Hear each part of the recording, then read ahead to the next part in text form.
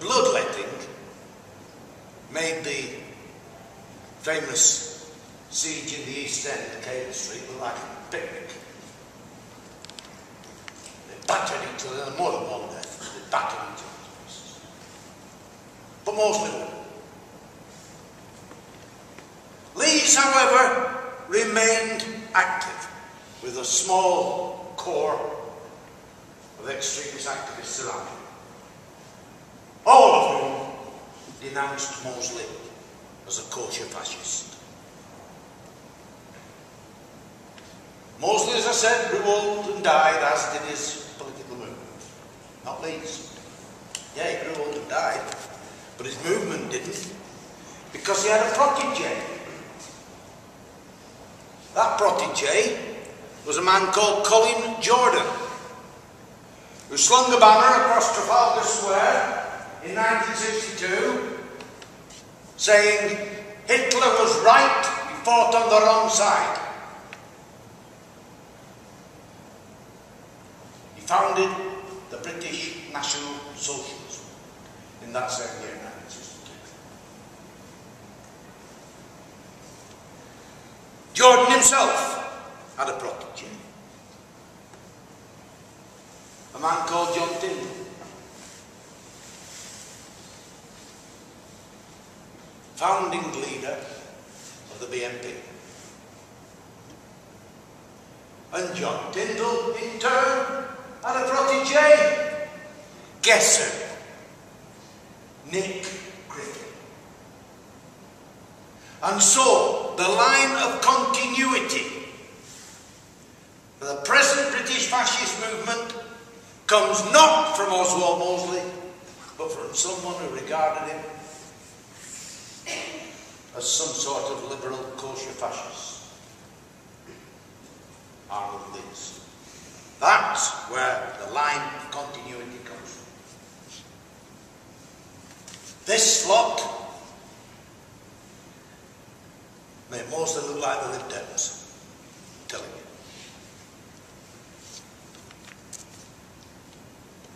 I saw a video a few weeks ago of a event which took place not far from Blackburn, in Lancashire, in some of the most beautiful countryside you've ever seen in your life. Lancashire Witch Country. Absolutely glorious. They rented a farmer's field and put up a big marquee, and they had a British National Party rally. And at night, they had the beer tent, and they had a comedian in inverted commas. And this is the one that brought the house down. People rolling about in stitches at this one they were. Banning smoking in public places. I asked him, to the death of me? I mean, I smoke like a bloody Auschwitz chimney. Hilarious. I smoke like an Auschwitz chimney. That's the sort of thing that you're dealing with. Go finish in a minute. I'm going to tell you now, before I do finish, just two things. Why am I really here? Well, there's no one answer to that, is there? You know, dozens of reasons. But one overriding one. I wrote a book in the 1980s called The Other Face of Terror. I think we still did it on whatever it's called, that website.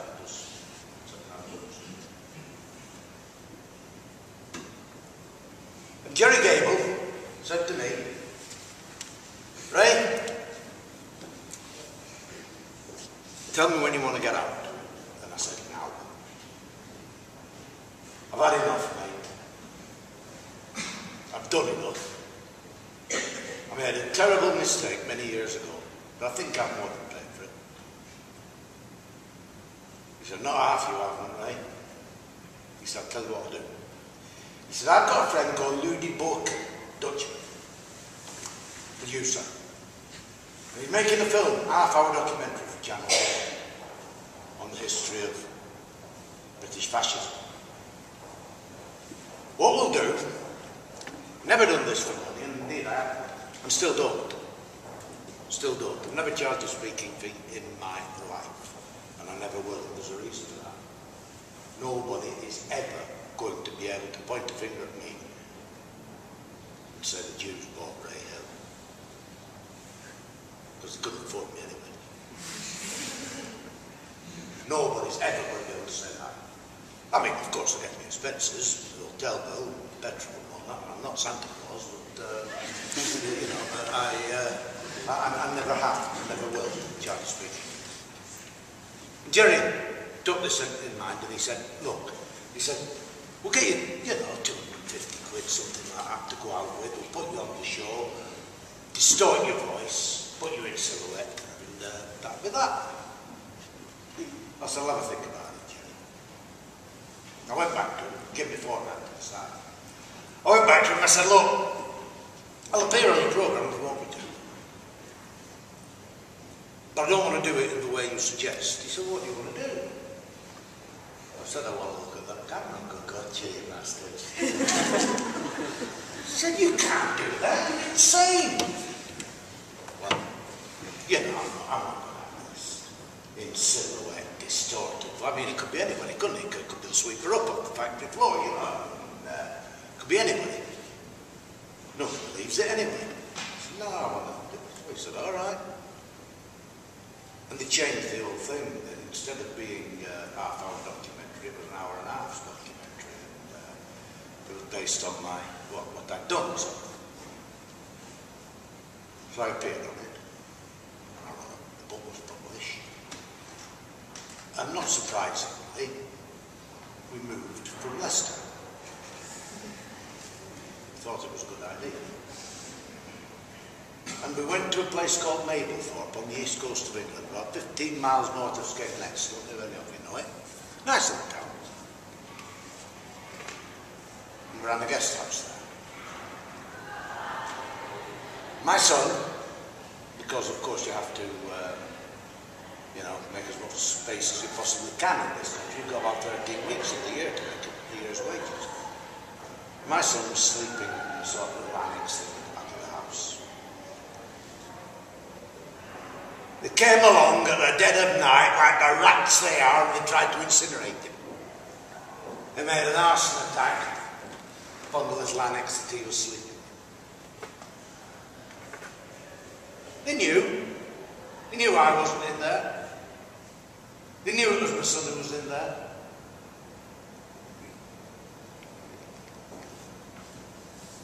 Now, as any Christians here will know,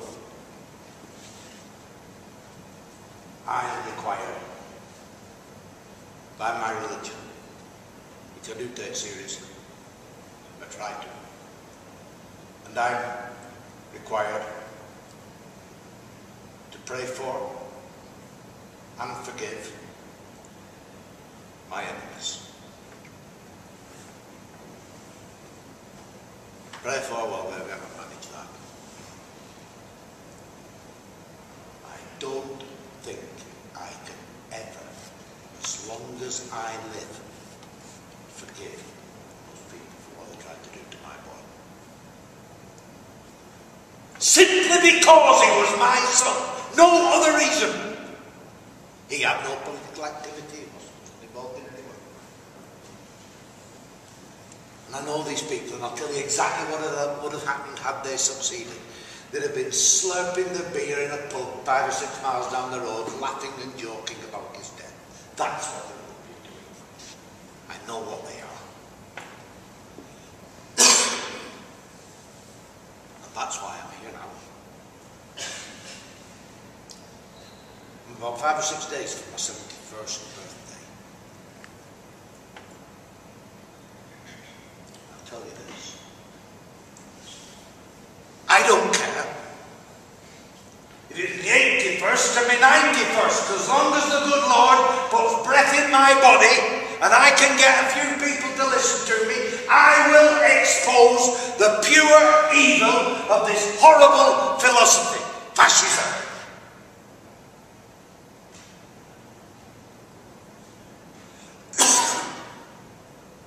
You cannot imagine, unless you have had, as I have, misfortune to sit across a table from these people and watch the bile and the hatred spew forth at the very mention of the word Jew. And excuse me, or woke, or nigger. And me, I'm a communist. Because anybody who is religion was a communist. Never been a communist in my bloody life. And certainly never will be. But there we are. Logic doesn't matter. That's what they are. And I can promise you this. I don't elevate my religion above anyone else's. I know what I believe. I also know that there isn't, to the best of my knowledge, any religious philosophy that argues hate your neighbour. Not one. Islam speaks about respecting the people of the book. Judaism talks about how to treat the stranger within your gates. My religion, Christianity, talks about loving thy neighbour. And those are the things that really matter. Those are the things that we have to cling on to. The things that unite us, not the things that divide us. Because I'll tell you this, all of you, I have more in common with any one of you, Jew, Islam, Christian of another denomination, doesn't matter. I have more in common with every one of you than I have with atheists walking about down there, denying the very existence of a purpose in life as far as I can see it.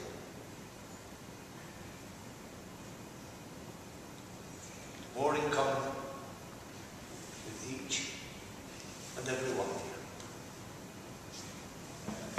you. Let's try. Let's all try, please.